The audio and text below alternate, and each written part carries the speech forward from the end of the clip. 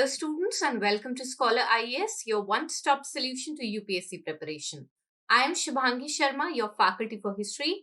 And students, this particular lecture is in continuation of your GS1 expected topics, that is post-independence history, wherein in last two lectures we have been talking about the Nehruvian era. And in this lecture, we are going to continue with the same, that is what were the political developments once Prime Minister Nehru came to power. So let's begin. Now, students, this is going to be part 3 of your Nehruvian era. We have already taken up, as I've just told you, 2 parts pertaining to this particular chapter, this particular topic. So you have to go through them in order to understand this lecture as well. Now, students, this is the index of the entire Nehruvian era, wherein we have completed Indian Independence Act, integration of princely states, first government after independence, the concept of partition of India and how the resources were divided when partition of India was done into two dominions, that is India and Pakistan. Then we had also understood the event of assassination of Gandhi and what led afterwards. After that, students, we had understood about the first general election that happened in our country once the Indian Constitution was completely developed in 1950. After that, students, once Jawaharlal Nehru was formally elected as the first Prime Minister of our country, then we had started understanding that what were the developments that were taking place under his tenure. Under that, students, we had started talking about the concept of socialism and how Nehru had affinity with socialism and he was against the concept of imperialism. Next, students, we had started talking about the ideas with respect to Nehru's foreign policy, wherein concepts such as Panchsheel had been discussed by us in detail. Now, students, in this particular lecture, we are going to take up another important concept of India's foreign policy under Jawaharlal Nehru, that is non-alignment and the associated non-alignment movement. And after that, we are going to take up some important developments with respect to the political developments, social developments and economic developments under the tenure of Jawaharlal Nehru. So let's begin. Now, students, in order to understand the concept of non-alignment, we need to understand the world affairs that were happening because they owe kind of a contribution towards the origin of the non-alignment concept. Now, in order to understand that, first of all, we'll understand the world affairs that were happening at that point of time. And under that, we have to understand that what was the world like after the Second World War. So the Second World War had ended in 1945, and after this particular war, the entire world was divided into two opposing nuclear armed blocs, that is the US and the USSR, who were leading as superpowers. यानी कि students non alignment का जो origin है वो उस time के current state of world affairs को ओ करता है और इसीलिए सेकेंड वर्ल्ड वॉर के बाद में पर्टिकुलरली जो दुनिया की कंडीशन थी उसको देखते हुए ही नॉन अलाइनमेंट का कंसेप्शन आया। और इसको समझने के लिए हमें ये देखना होगा कि सेकेंड वर्ल्ड वॉर के बाद पर्टिकुलरली जो हमारा वर्ल्ड था दो इंपॉर्टेंट ब्लॉक्स में टूट गया था, जिसमें नंबर 1 था यूनाइटेड स्टेट्स और दूसरा था यूएसएसआर। Now, यहाँ पे students United States हम सब जानते हैं. USSR was basically a mix of 15 republics, wherein some important countries or republics included Russia, Belarusia, Ukraine, Transcaucasian Federation, which after 1936 got divided into the Georgian, Azerbaijan, and the Armenian Republic, along with some other countries. Now, here in students, at the same time, apart from this formation of two important superpowers, there was a process of decolonization that was proceeding apace, and more countries were becoming independent, mostly in Asia and Africa.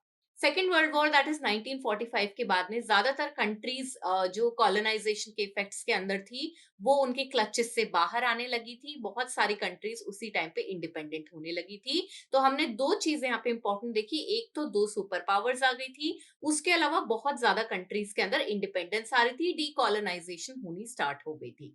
Now, here in students, China was aligned with the Soviet Union till the mid-50s. That is, till 1950s, China was very much close to the Soviet Union or the USSR. Apart from the students, with respect to our country, India found itself the largest country with the ability to maneuver between the two blocks. How? Now we are going to understand that.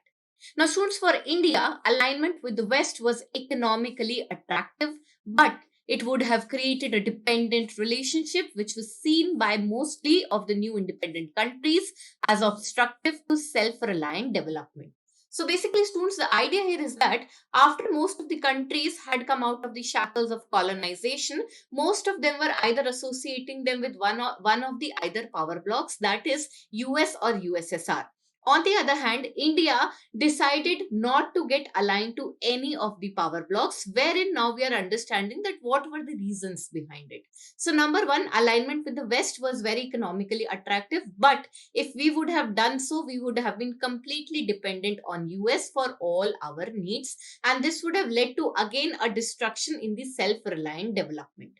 Apart from the students, the idea of aligning with the communist bloc was not possible for India either, in spite of its socialist leanings, because India could not visualize a Chinese type of restructuring of the society and economy, basically being attuned to a liberal democratic political vision. So students, Jawaharlal Nehru ka although socialist leanings tha, he liked the fact that a lot of resources in our country should be held by the community. The factors of production should be in the hands of the workers. However, he did not envisage India to become a China type of country, wherein our constitution was putting equal pressure on the concept of being liberal and creating a democratic political vision. Hence, owing to both of these factors, Jawaharlal Nehru decided that we are neither going to be a part of US nor going to be a part of USSR, and thus political non-alignment was therefore prudent as well as pragmatic. Prudent का मतलब होता है student से carefully लिया हुआ decision, pragmatic का मतलब होता है practical. So now we have understood कि हम दोनों ही ब्लॉक्स को अगर ज्वाइन करते तो हमें किसी ना किसी तरह की प्रॉब्लम आती.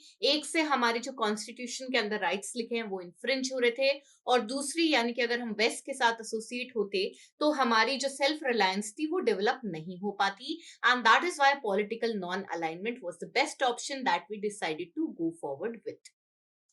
Next, students, we are going to understand how the non-alignment movement formally originated into the world politics. Now, here in students, the basic concept of non-alignment was something that originated in 1955 during the discussions that had taken place at the Asia-Africa Bandung Conference, which was held in Indonesia. Here in students, you have to also remember what I've told you in our previous lecture about the concept of Panchsheel, wherein the 5 principles of Panchsheel were something that were also recognized or included into the 10 points with respect to international peace and cooperation during the Asia-Africa Bandung Conference. Now, here in students, you have to know that the first non-alignment summit conference took place in Belgrade, Yugoslavia in September 1961. Now, this particular conference had 120 members. As on April of 2018, and students, this comprises countries, 53 countries from Africa, 39 countries from Asia, 26 countries from Latin America and the Caribbean, and 2 countries from Europe, that is Belarus and Azerbaijan. Apart from the students, there are 17 countries and 10 international organizations that are the observers at the non-aligned movement.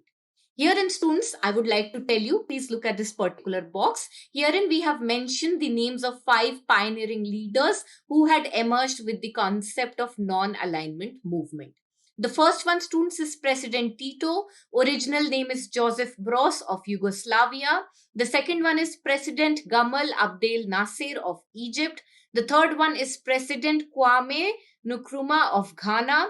Then there is President Sukarno of Indonesia, and of course there is Prime Minister Jawaharlal Nehru of India. So students, you have to remember the names and the countries of the pioneering leaders of the non-alignment movement. Apart from that, you have to remember the first summit of non-alignment movement had happened in Belgrade in 1961, and that the first idea or the first recognition to the concept of non-alignment was given in 1955 itself during the Bandung Conference. Now, students, we are going to talk about the purposes that are highlighted as a part of the non-alignment movement. Under that, the purpose of the organization was enumerated in the Havana Declaration of 1979. Wherein students, you need to know that this Havana is basically the capital of Cuba, wherein the 14th NAM summit had happened. And herein, as a part of this particular summit, some important purposes of the organization of NAM were highlighted. Now, what were these purposes? Number one, students, it was to ensure the national independence, sovereignty, territorial integrity, and security of non aligned countries in their struggle against imperialism, colonialism, neocolonialism, racism and all forms of foreign subjugation. अब यहाँ पे students in words को हम understand करने की कोशिश करते हैं एक एक चीज को. Here in students, the first important term to understand is sovereignty, wherein by sovereignty we mean the ability of a country to directly influence its political affairs without the help of any foreign intervention. So, the idea or the purpose behind the NAM organization was to keep its sovereignty intact. Apart from the students, these countries wanted to struggle against imperialism, wherein students, we know imperialism is the forceful capture by the help of military or force the resources of other country. Apart from this, they wanted to struggle against colonialism, wherein we know colonialism is the concept wherein one country decides to create colonies in another foreign land and capture all its financial resources. Apart from the students, the third important term is neocolonialism. Now, by neocolonialism, we mean the control or domination by a powerful country over the weaker ones by use of economic pressure, political suppression, and cultural dominance. So, here in students, the only difference is that although this is a form of foreign subjugation, but unlike imperialism and colonialism, wherein direct use of force or military power was used, herein the control or domination by a powerful country on any other country is done by means of softer things such as economic pressure or political suppression और the cultural dominance. तो एक ही difference है कि यहाँ पर force या military violence का use नहीं हो रहा है, लेकिन उसके अलावा ये भी एक फॉरेन सब्जुगेशन का फॉर्म होता है. एंड दैट इज वाई जो पहला मेन पर्पस इस ऑर्गेनाइजेशन का था वो ये था कि हम हमारी कंट्री की सोवरेनिटी यानी कि हमारी कंट्री हमारा रूल, टेरिटोरियल इंटेग्रिटी की हमारी कंट्री में आके कोई रूल नहीं कर सकता, and security of non-aligned countries in their struggle against imperialism, colonialism, and neocolonialism was the main purpose behind this particular organization. Apart from the students, non-alignment of NAM doesn't mean the neutrality of the state on global issues. It was always a peaceful intervention in world politics. Here in students, this is a very, very important point. This is a little bit tricky, wherein generally when we talk about non-alignment, we tend to have this idea, okay, India had decided at one point of time that we are not going to get aligned to either US or USSR. No, this is not the case. We are not saying that we will not meddle into anyone's affairs. The idea is that we will interfere, but we will interfere whether on the condition whether it is a peaceful intervention. तो ऐसा नहीं है कि दुनिया के अंदर कुछ भी चल रहा है और हम कुछ बोलेंगे ही नहीं.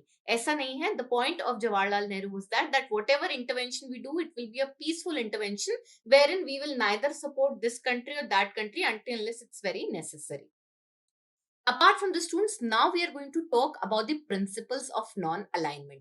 So like when we were talking about Panchsheel, similarly, there are also certain principles that are associated with the concept of non-alignment. Now, what are they?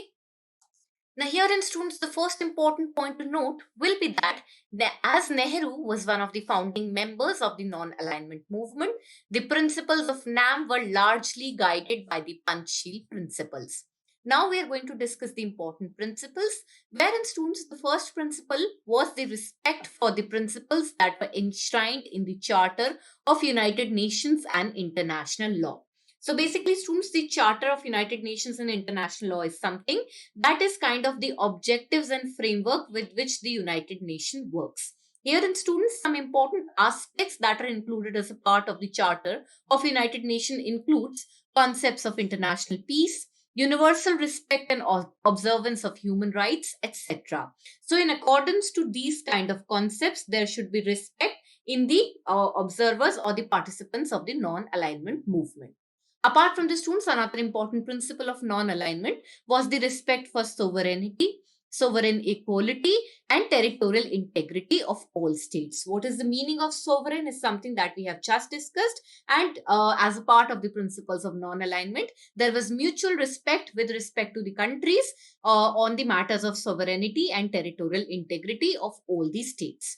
Also, students, peaceful settlement of all international conflicts in accordance with the Charter of United Nations was one among the principles of non-alignment, and the respect for the political, economic, social, and cultural diversity of the countries and people is something that was also enshrined as the principle of non-alignment. तो students, यहाँ पे आप ज्यादातर जो points देखेंगे वो पंचशील के साथ बहुत ज्यादा मैच हो रहे हैं. इसका one of the biggest reason ये है कि नेहरू एक इंपॉर्टेंट फाउंडिंग मेंबर थे नैम के, दैट इज वाई. एंड बहुत सारे जो इनके पॉइंट्स हैं they are in accordance with the charter of United Nations, जिसमें टेरिटोरियल इंटेग्रिटी की बात होती है, सोवरेनिटी की बात होती है, यानी कि फॉरेन सब्जुगेशन नहीं होना चाहिए. उसके अलावा अगर कोई भी दो कंट्रीज में लड़ाई हो रही है या वर्ल्ड में कोई ऐसे अफेयर्स हो रहे हैं जिनकी वजह से कुछ प्रॉब्लम क्रिएट हो रही है, तो उनका पीसफुल सेटलमेंट होना चाहिए.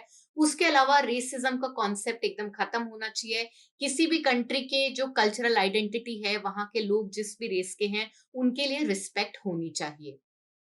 Apart from this, students, some other important principles include the defense and promotion of shared interests, justice and cooperation regardless of the differences existing in the political, economic and social systems of the state on the basis of mutual respect and the equality of rights.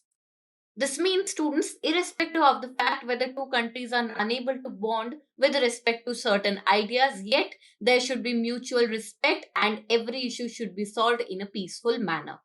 Apart from this, respect for the inherent right of individual or collective self-defense in accordance to the Charter of United Nations. Here in students, I have been telling you that United Nations Charter specifically enshrines the concept of human rights and how it needs to be saved at every instance. And that is why there should be respect of every individual or collective. And this also has been enshrined as a part of non-alignment. Apart from the students, the another important principle is non-interference in the internal state affairs of any particular country, wherein no state or group of states has the right to intervene either directly or indirectly, whatever the motive, in the internal affairs of any other state. So students, until unless the country itself is inviting any other country for certain kind of decision making, no state or a group of state is welcome to interfere or meddle into the internal affairs of any other country. And this again is in accordance with the concept of keeping the territorial integrity. Apart from the students, there is promotion and defense of multilateralism and multilateral organizations as the appropriate framework to resolve through dialogue and cooperation the problems affecting humankind. Multilateralism का मतलब students ये होता है, basically it is a system in which nations consult each other in matters of foreign policy. So basically, this particular point is highlighting the fact that there should be promotion of the concept of multilateralism in order to understand or make decisions on certain problems that are affecting the humankind by consulting each other in the most respectful and peaceful manner. So students, these are some of the important principles that were enshrined as a part of the non-alignment movement. Now students, like Panchsheel, there are also 5 defined criteria of non-alignment, which we are going to discuss, and they are given on your screen in this particular box. So basically, students, the preparatory committee of the first non-aligned conference laid down the following 5 criteria of non-alignment, wherein the first one is that a country should follow an independent policy based on peaceful coexistence and non-alignment. So this is something which is very, very much associated or has an affinity with the principles of Panchsheel as well. Apart from the students, it should have consistently supported national freedom movements in other countries. It should not be a member of any multilateral military alliance concluded in the context of superpower conflicts. तो हमने बात करी थी कि world war 2 के बाद में 2 super power आ गई थी, तो कोई भी कंट्री जिसने मल्टीलैटरल मिलिट्री अलायंस में पार्टिसिपेट कर रखा है इन सुपर पावर के बीच में जो कॉन्फ्लिक्ट्स हो रहे हैं उसमें दखल अंदाजी करने के लिए, वो नॉन अलाइनमेंट मूवमेंट का पार्ट नहीं हो सकती. Apart from the students, if any country has conceded military bases, these concessions should not have been made in the context of superpower conflicts. So if any country has a military base which has now been conceded, these concessions should not be in a manner wherein they were involved again in the superpower conflicts. Apart from this, if it is a member of a bilateral or regional defense arrangement, this should again not be in the context of superpower conflict. यानी कि कोई भी country जो खुद super power बनना चाह रही है या किसी सुपर पावर को प्रमोट कर रही है या उसकी हेल्प कर रही है जिससे कि वो और कंट्रीज को सब्जुगेट कर सके, तो उसका अगर कोई भी आइडिया या कोई भी मैनरिज्म सामने आता है, then they will not be allowed to be a part of the non-alignment movement. So students, this sums up the idea of the 5 criteria of non-alignment and also the principles that were enshrined as a part of the non-alignment movement. Now, students, we are going to move forward and understand some important issues upon which the non-alignment movement had raised its concerns during the Cold War era. Under that, students, two important concepts upon which the non-alignment movement heavily worked upon was against apartheid and disarmament. Here in students, by apartheid, we mean the policy of racial discrimination, and by disarmament, we mean the reduction or abolition of military forces or the countries that are capable of waging war. तो students, apartheid और डिसआर्मामेंट ऐसे दो concept थे जो cold war era में बहुत ज्यादा prevalent थे, और जो नैम कंट्रीज थी वो इनके अगेंस्ट काम करना चाहती थी, इनके अगेंस्ट अपनी वॉइस रेज कर रही थी. Now, here in students, when we talk about apartheid, which I have just told you is the policy of racial discrimination, you must know that this evil policy of apartheid was massively prevalent in African countries such as South Africa, and it was on the agenda of the NAM right from the first conference to talk or remove such kind of discriminatory policies. Here in students, during the second NAM conference at Cairo, Egypt, the government of South Africa was warned against the discriminatory practices of apartheid. तो ये हमारा पहला concept है जिसके against NAM countries ने cold war era में काम किया था. इसमें हमें याद रखना है कि अपार्थीड क्या होता है, और अपार्थीड के लिए फर्स्ट टाइम बहुत ही क्लियर कट कब बात करनी स्टार्ट कर दी गई थी. Now, students, the next important issue that was tackled by the NAM countries was disarmament, wherein the non-aligned movement repeatedly had come out for the maintenance of peace and the cessation of arms race and peaceful coexistence of all states. So students, since NAM had a lot of influence pertaining to the 5 principles of Panchsheel as well, both of the movements or both of the concepts had this idea of having peaceful coexistence among the entire countries of the nation.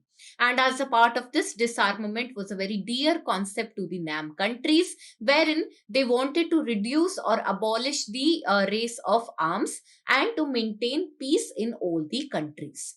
Apart from the students, with respect to India, we must know that India's commitment to disarmament at international level could be seen in the time of framing of the United Nations Charter, wherein the Article 11 of Charter advocates international disarmament.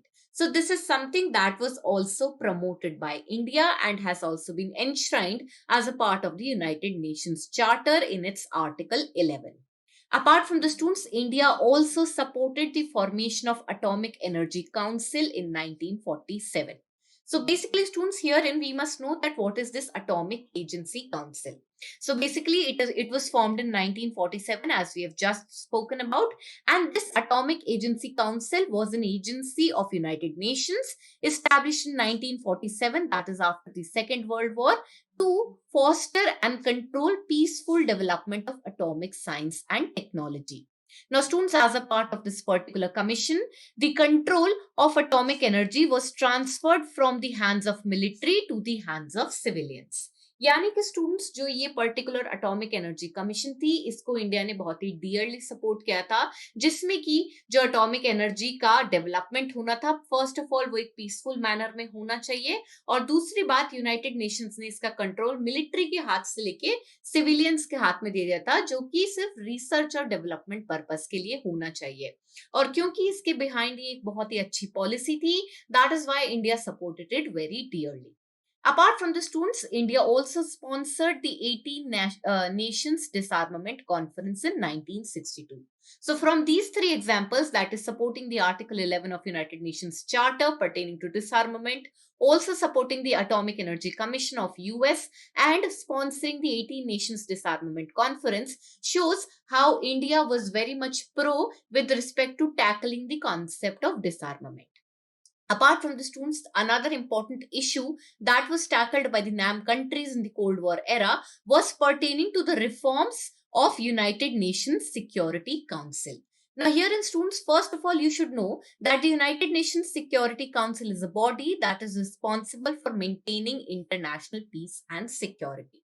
Now, what were these reforms that these NAM countries were seeking? So basically, right from its inception, NAM was in the favor of United Nations security reforms, and it was against the domination of these two powerful countries or powerful blocs, that is US and USSR. Herein, it wanted the representation of third world countries to make United Nations Security Council more democratic. Now, here in students, the United Nations Security Council reforms is something that is still an ongoing debate. I'm sure you all know that in newspapers, this debate is consistently covered, and this also forms a very important part with respect to your UPSC syllabus in the section of polity and IR. But herein, from post-independence perspective, we are going to discuss a little bit about it, wherein, first of all, I would like to tell you that these reforms were pertaining to the fact that there was no democratic representation in the United Nations Security Council. Now, students, in the Security Council, there is this concept wherein there are certain permanent members and there are certain non-permanent members. As a part of the students, the first issue that needed reform was the question of veto that was held by the 5 permanent members, which was creating kind of an unbalance with respect to the representation of other countries in the world. Apart from the students, another important issue that was highlighted particularly by our country was pertaining to the expansion in both categories of membership, that is permanent and non-permanent members. तो basically students, जो United nation security council ये बहुत ही important body है. इसके अंदर जो permanent members हैं उनके पास वीटो पावर होती है और वो सिर्फ 5 ही कंट्री हैं, जिसकी वजह से उनके डिसीजंस बाकी कंट्रीज के लिए एक डिसबैलेंस बना देते हैं. और इसीलिए नैम कंट्रीज जो हैं वो स्टार्टिंग से ही कह रही हैं कि यूनाइटेड नेशन सिक्योरिटी काउंसिल के अंदर रिफॉर्म्स आने चाहिए और एक बैलेंस्ड रिप्रेजेंटेशन होनी चाहिए सारी ही कंट्रीज की वर्ल्ड की. अब जो मेजर इश्यूज टैकल करे जा रहे हैं उसमें नंबर 1 तो ये है कि जो 5 कंट्रीज हैं उनके पास वीटो पावर है, इसकी वजह से एक डिसबैलेंस क्रिएट होता है. उसके अलावा जो दोनों ही कैटेगरीज हैं, that is permanent membership and non permanent membership, उनमें और कंट्रीज को भी इंक्लूड करना चाहिए क्योंकि अभी तक थोड़ी कम कंट्रीज इंक्लूड थी इस पॉइंट ऑफ टाइम तक. Now students, अगर आप करंट सिनेरियो में देखेंगे with respect to our country, you must know that India holds the candidature of being a non-permanent member of the United Nations Security Council. So students, with this we have understood some important agendas or some important issues that were tackled by the non-alignment movement countries during the Cold War era. And students, with this we are also going to complete our discussion on this particular lecture. Now I'm going to give you a quick recap of what we have studied today. Here in students, we had first of all started with the concept of non-alignment, जहां पे हमने पहले एक background समझा था कि non alignment का Inception क्यों हुआ. इसमें हमने वर्ल्ड वॉर 2 के scenario, aftermath of world war 2 के सिनेरियो को समझने की कोशिश करी, जहां पे जो वर्ल्ड था वो 2 इंपॉर्टेंट पावर ब्लॉक्स में टूट गया था, that is US and USSR, also known as the Soviet Union. Soviet Union एक मिक्स था 15 रिपब्लिक्स का, जिसके कुछ इंपॉर्टेंट कंट्रीज के बारे में हमने बात करी थी. इसके अलावा स्टूडेंट्स, जो एक दूसरा important process world war second के आफ्टरमैथ में चल रहा था वो था द प्रोसेस ऑफ डीकॉलोनाइजेशन, वेयरइन बहुत सारी कंट्रीज अब कॉलोनाइजेशन के शैकल से बाहर आ रही थी and most of these countries belong to Asia and Africa. Apart from the students, इस सिचुएशन में जहां पे बहुत सारी कंट्रीज या तो यूएस को सपोर्ट करी थी या यूएसएसआर को सपोर्ट करी थी, इंडिया ने अपने आप को एक तरह से इस तरह से मैनूवर किया where in they decided that they are not going to align with either of the power blocs and hence this concept of non alignment came into being. फिर स्टूडेंट्स, हमने इंडिया की पोजीशन के बारे में बात करी थी, जहां पे हमने समझा था कि आइदर वेस्ट की यूएस और यूएसएसआर दोनों से ही जुड़ने में हमें क्या इश्यूज आ रहे थे और इसीलिए हमने नॉन अलाइनमेंट की पॉलिसी को ज्यादा प्रैक्टिकल समझा और हम इसी के साथ आगे गए. अगर हम वेस्ट से जुड़ते तो हम उन पे रिलायंट हो जाते अपने इकोनॉमिक डिसीजंस के लिए, इसीलिए हमने वेस्ट से जुड़ने का आइडिया को ड्रॉप आउट कर दिया। और अगर हम यूएसएसआर के साथ जुड़ते तो हमें चाइना के जैसी कंट्री नहीं बनना था, हमारी चाइना जैसी पॉलिटिकल लीनिंग्स नहीं थी। Our constitution had enshrined the concept of being a liberal democratic country, and that is why the idea of aligning with the communist bloc was infringing with these concepts that were enshrined in our constitution, and hence aligning with either of the power bloc was not practical for us, and hence the concept of non-alignment emerged. Then students हमने ये समझा था कि formal proclamation of non alignment कब हुआ था, जिसके अंदर हमने देखा था कि पहला डिस्कशन बैंगडुंग कॉन्फ्रेंस इंडोनेशिया में ही हो गया था, और पहली नाम की समिट बेलग्राड में हुई थी 1961 में। उसके अलावा स्टूडेंट्स हमने ये समझा था कि टिल 2018 अभी तक नॉन अलाइनमेंट मूवमेंट में कितनी कंट्रीज आ चुकी हैं, और then we had understood about the important pioneering leaders of non alignment movement. ये बहुत ही इंपॉर्टेंट है स्टूडेंट्स, आपको इन पांचों लीडर्स के नाम और ये कौन सी कंट्रीज को बिलोंग करते हैं इसको जरूर याद रखना है। Apart from the students, then we had started talking about the important purposes that were a part of the non-alignment movement. And these comprised of ensuring the ideas of national independence, sovereignty, territorial integrity, etc. against the struggles of any forms of foreign subjugation, जिसमें imperialism, colonialism और neo colonialism क्या होता है इनके बारे में हमने समझा था। अपार्ट फ्रॉम द स्टूडेंट्स हमने एक बहुत इंपॉर्टेंट पॉइंट समझा था, जो कि ये था कि नॉन अलाइनमेंट मूवमेंट का मतलब न्यूट्रलिटी नहीं होता है। इसका मतलब ये होता है कि अगर किसी जगह कोई कॉन्फ्लिक्ट चल रहा है तो हमारी कंट्री उसमें पीसफुली इंटरवीन करेगी, न्यूट्रल नहीं रहेगी। Alright, apart from the students, then we had started talking about the principles of non-alignment, and herein we had understood that since Nehru was one of the founding members of non-alignment, तो बहुत सारे जो non-alignment के principles हैं वो पंचशील से match करते हैं। इनको हमने students one by one detail में डिस्कस किया था, एंड उसके अलावा स्टूडेंट्स हमने ये समझा था that what were the 5 criterias of non-alignment, जिसमें सबसे इंपॉर्टेंट पार्ट जो आप लोगों को याद रखना है वो ये है कि कोई भी कंट्री जो किसी भी तरह के सुपर पावर कॉन्फ्लिक्ट में इंक्लूडेड थी, they were not allowed to be a part of the non alignment movement.